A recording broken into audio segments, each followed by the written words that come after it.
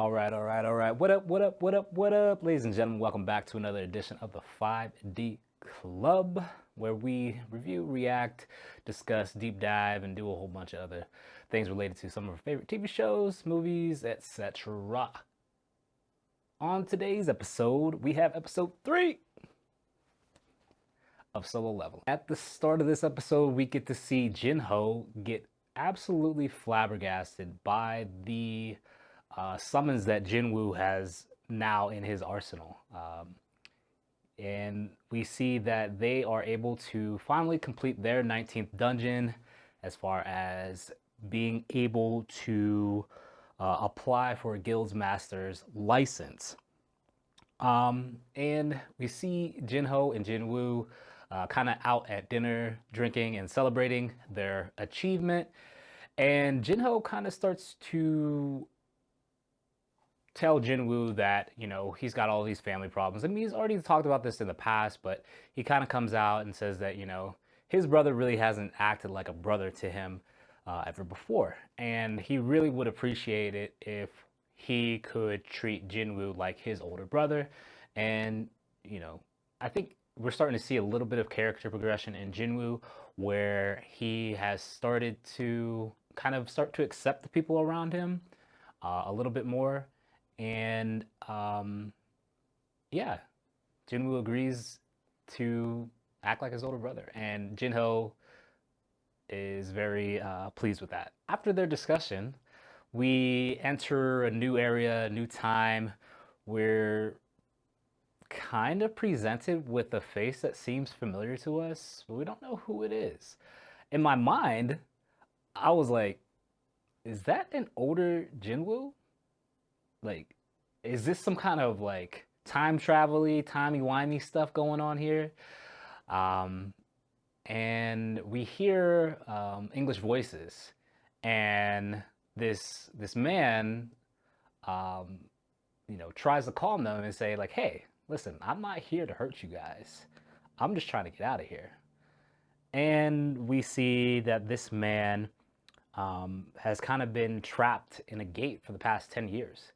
And he's been trying to find a way out, and he could not find one. And when he finally did, it led him to America. And we see that this man has now been kind of imprisoned, I guess, for his attack on the American hunters. And the I guess the American Guild. I'm not sure who these people were. I can't really remember. I don't think they really discussed it in the show, but his captors invite Dong-soo, who we just saw was in Korea, who was looking for Jinwoo, invite him to kind of do a little bit of an interrogation on this guy because they realize he's pretty strong, and Dong-soo is probably the strongest person that they can have or have on hand to kind of help them do this interview. We kind of leave that situation, go to Jinwoo. He's back over the Demon's Castle where he fought the Cerberus before, and now he's actually going to start to progress inside this dungeon. And when he finally gets inside the castle, he's presented with a quest. This quest, however, is to kill 10,000 demons. And Jinwoo starts to show his real resolve in this moment where he's like, I really want to be able to save my mom. That's like the end all be all goal for all of this. So I don't care if there's, a million demons, I'm taking them all out. We come back to Jinho. He's finally discussing with his father about his prospectus for taking over the Yujin group and being able to lead them. And his father actually agrees. He was pretty impressed that they were able to do the 19 dungeons, but he knew about Jinwoo's presence in all of those quests. And he realizes that the only way that they could be successful with Jinho as the leader of this group is if they have Jinwoo on his side. So his father agrees to let Jinho take over the Yujin group if Jinwoo agrees to be a part of their guild. And and one of the biggest reasons why is because his father doesn't want the White Tiger Guild to recruit him because he's been aware of the White Tiger Guild kind of going around and trying to keep up with what Jinwoo's been doing. And everybody kind of has like this feeling that Jinwoo is more than he really has been letting on, and that he could be an asset to a lot of these guilds. We come back to Jinwoo in the Demon's Castle. He's already collected his 10,000 souls, and he starts to ascend the dungeon fairly easily. You know, it's kind of like a short montage of him destroying things, you know, eating, and just progressing through the dungeon. There wasn't too much stuff going on here, not too many like real battles. We come back to America, and we learn the name of the man is Sung Il Hwan. And ding, ding, ding, we know that last name Sung, but when I first heard it, I wasn't really sure if it was in relation to Jinwoo, because Jinwoo's last name is Sung. And Dong-su has arrived. He's starting to interview Il-hwan, and he is like kind of, I don't know, making fun of him because he thinks he's a magical beast, not a real human, and it's so weird that he has a name, he's got a wife, he's got 2 kids.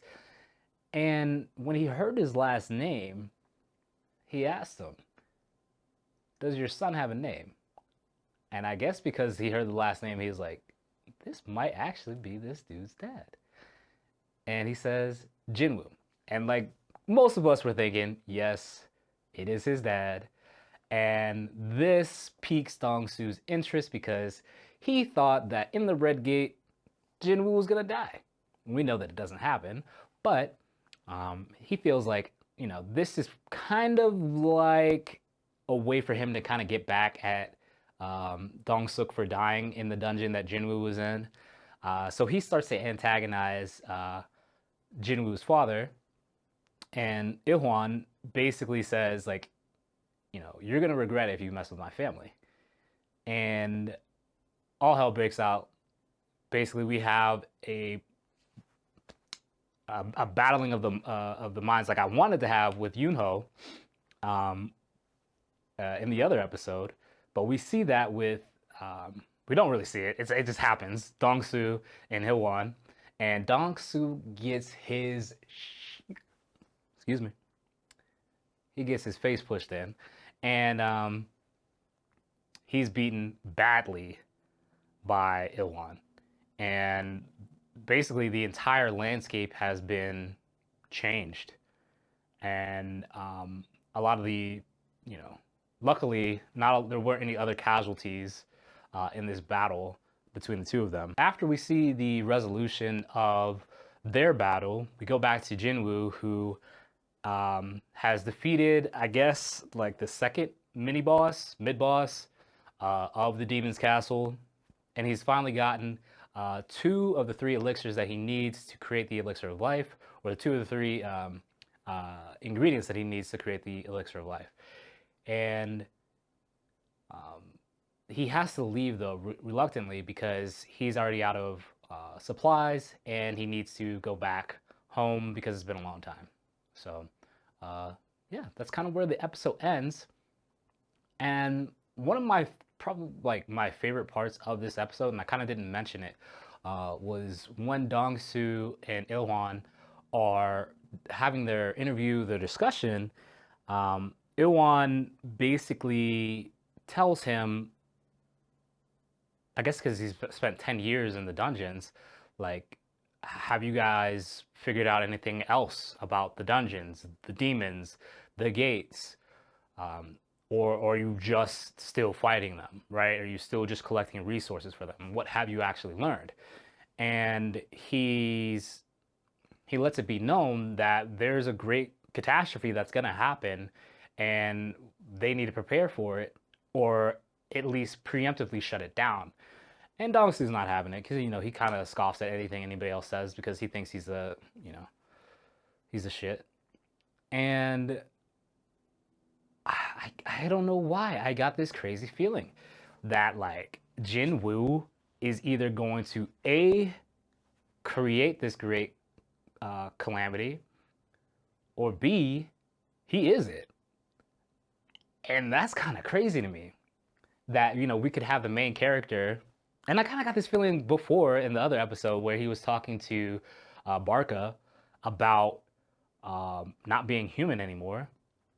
I mean that he's the player, right? We keep hearing that, but man, for some reason, like, yeah, in the back of my mind, I'm getting this feeling that Jinwoo is gonna be that great Calamity.